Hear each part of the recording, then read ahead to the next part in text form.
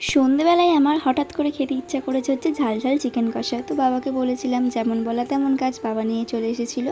আর আনা মাত্রই আমি ঝটপট চলে গেছিলাম রান্না করতে, আসলে খেতে হবে তো নাকি।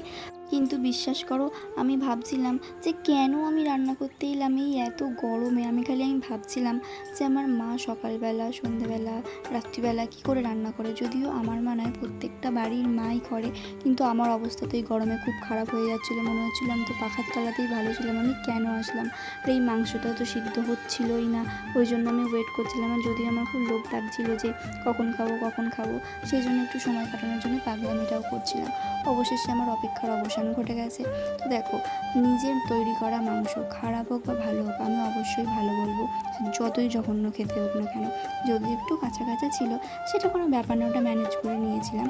আর লোভী মানুষ তো, সেই জন্য গরম ঠান্ডা আমি কিছুই বুঝি না, আমি খেয়ে নিই, তারপরে কষ্টটা আমিই পাই। তো যাই হোক, আমি ডিনারটা এভাবেই করে নিয়েছিলাম। তো চলো, বাই।